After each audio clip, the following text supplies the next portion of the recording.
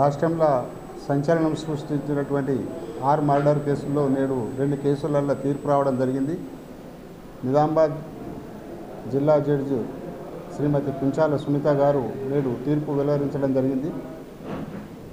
విట్నెస్లను సాక్షులందరినీ పరిశీలించిన తర్వాత case prove అయినందున వాళ్లకు జీవిత ఖైదు విధిస్తూ ఇద్దరికి A1 A2కు జీవిత ఖైదు విధిస్తూ తీర్పు ఇవ్వడం జరిగింది.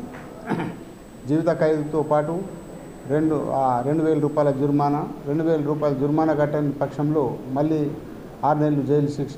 అంతేకాకుండా సాక్ష్యాలను తారుమారు చేయాలని ప్రయత్నించిన దాంట్లో 7 సంవత్సరాలు జైలు శిక్ష, దానిలో కూడా 1,000 రూపాయల జుర్మానా విధించడం జరిగింది.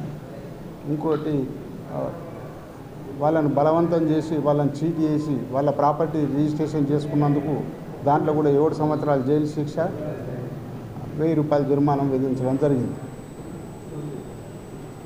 ఆక్లూరు గ్రామానికి సంబంధించిన కేసు మొత్తం వాళ్ళిద్దరికి ఉన్న అక్యూజ్డ్ చనిపోయిన ఆయనకు ఈ జీవిత ఖైదు పడ్డ ఆయన ఇద్దరు ఫ్రెండ్స్ కాబట్టి ఆ ఫ్రెండ్స్తోని డబ్బులు అప్పు తీసుకొని అప్పుడు ఇచ్చిన పైసలు మళ్ళీ కావాలని అడిగినందున ఆయన ఆస్తిని ఏ విధంగానైనా కాజేయాలనే ఉద్దేశంతో లోన్ ఇప్పిస్తా అని చెప్పి ఆయన ప్రాపర్టీ మొత్తం రిజిస్ట్రేషన్ చేసుకొని ఎవరిని లేకుండా చేస్తే ఆ ఆస్తి అంతా నాకే అవుతుందని ఒకరికి తెలియకుండా ఒక్కొక్కరిని చంపేసి 6 మెంబర్స్ను ఆయనను, ఆయన భార్యను, ఆయన 2 పిల్లలను, 2 సిస్టర్స్ను చంపడం జరిగింది.